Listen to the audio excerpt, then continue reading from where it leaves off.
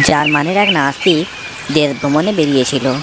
তো দেশ ভ্রমণ করতে করতে হঠাৎ মাঝ সমুদ্রে একটা দ্বীপে ওঠে। সেই দ্বীপের মধ্যে দেখতে পাই মুসলিমরা নিষ্ঠার সঙ্গে স্রষ্টার উপাসনা করছে। ব্যাপারটা নাস্তিকের খুব ভালো লাগলো। তখন তার মনে কিছু প্রশ্ন জাগলো। সেইখানে সে মুসলিম দরবারের এক দরবেশ বাবার কাছে 4টি প্রশ্নের জবাব জানতে চেয়ে এসে বলল, আপনি যদি এই 4টে প্রশ্নের জবাব দিতে পারেন তাহলে আমি মুসলিম ধর্ম গ্রহণ করব।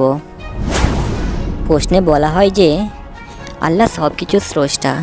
যদি তাই হয় তাহলে আল্লাহকে দেখা যায় না কেন?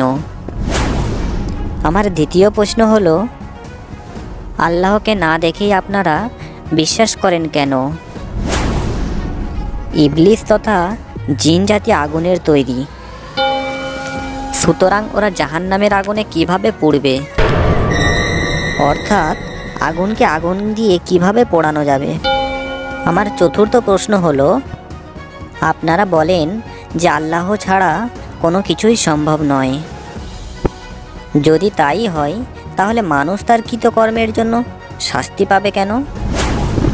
দরবেশ বাবা নাস্তিক লোকটির মুখ থেকে প্রশ্নগুলো শুনে প্রচণ্ড রেগে গেলেন এবং পাশে পড়ে থাকা একটা ঢিল নিয়ে তাকে ছুঁড়ে মারলেন।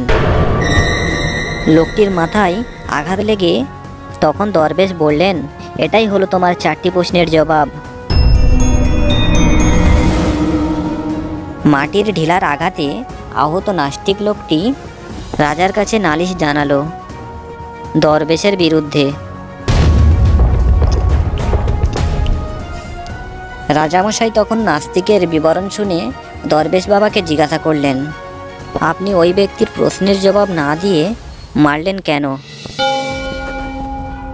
উত্তরে দরবেশ বললেন, এটাই হচ্ছে তার 4টি প্রশ্নের সঠিক জবাব। এর দ্বারা আহত করার আমার কোনো উদ্দেশ্যই ছিল না। রাজামশাই বললেন, ঢিল ছুঁড়ে কীভাবে 4টি প্রশ্নের জবাব দিলেন আপনি? এই রহস্য উদ্ঘাটন করার অনুরোধ করা হলো আপনাকে।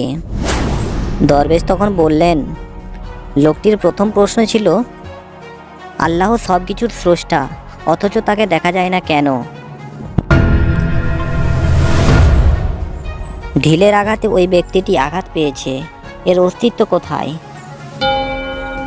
ব্যথার যদি অস্তিত্ব থাকে তাহলে দেখা যায় না কেন? ব্যথা বিদ্যমান থাকা সত্ত্বেও যেমন তা চোখে দেখা যায় না, তেমনি আল্লাহকেও খালি চোখে দেখা যায় না। তার দ্বিতীয় প্রশ্ন ছিল যে আল্লাহকে চোখে না দেখেই বিশ্বাস করব কেন? আচ্ছা বলুন তো, চোখে না দেখেই যদি ব্যথার কথা বিশ্বাস করা যায় তাহলে আল্লাহকে না দেখে বিশ্বাস করতে অসুবিধা কোথায়? তার তৃতীয় প্রশ্ন ছিল যে শয়তান ও জিন আগুনের তৈরি হয়েও জাহান্নামের আগুনে পুড়বে কিভাবে? মানুষ মাটির তৈরি মানুষকে যদি মাটির ঢেলার আঘাতে ব্যথা দেওয়া যায় তবে আগুনের তৈরি জিনকে আগুনে পোড়ানো যাবে না কেন?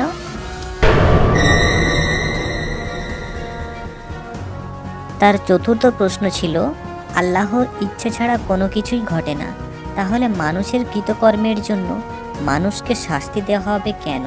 আল্লাহর ইচ্ছা যখন সব কিছুই হয় তবে ঢিল ছোঁড়া, তার গায়ে আঘাত লাগা, রক্তপাত ও ব্যথা সবই তো তার ইচ্ছাতেই হয়েছে। সুতরাং এ ব্যাপারে আদালতে অভিযোগ করার কি আছে? এর যদি অভিযোগ ও বিচার চলে এবং শাস্তি বার্তায়, তবে মানুষ কৃতকর্মের বিচার সুফল ও কুফল ভোগ করবে কেন? দরবেশের এই অভিনব জবাব শুনে নাস্তিক লোকটি হতভম্ব হয়ে গেল এবং সঙ্গে সঙ্গে ইসলাম ধর্ম গ্রহণ করল।